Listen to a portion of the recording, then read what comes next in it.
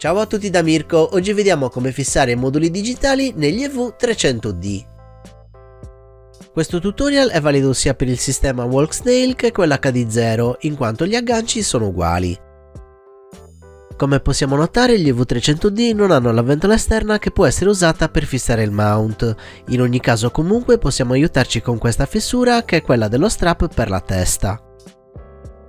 Per poter collegare i moduli è indispensabile questa stampa 3D che trovate nella mia pagina Thingiverse.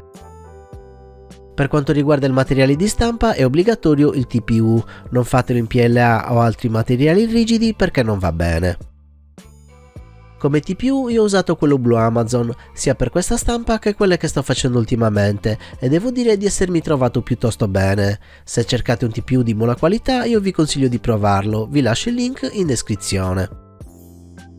Una volta fatta la nostra stampa la inseriamo nella fessura spingendo in avanti. Per inserire questo lato potete aiutarvi con un cacciavite esagonale.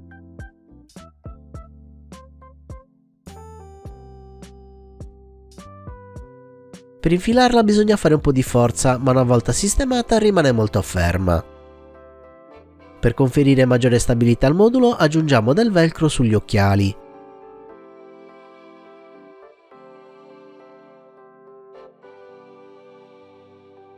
Poi aggiungo il velcro sia nel modulo Walksnail che in quello Sharkbite.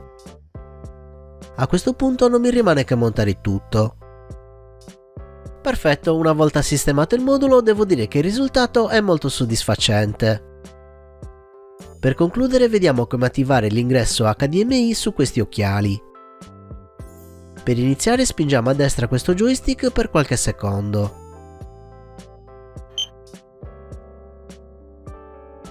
Sugli occhiali comparirà questa schermata, noi scegliamo HDMI e premiamo il joystick. A questo punto il sistema riconoscerà automaticamente il nostro modulo digitale. Molto bene, per oggi è tutto, se il video vi è piaciuto lasciate un like, iscrivetevi e attivate la campanella. Per supportare il canale vi ricordo di acquistare sempre attraverso il link in descrizione o diventando miei patrons cliccando il link a fine video.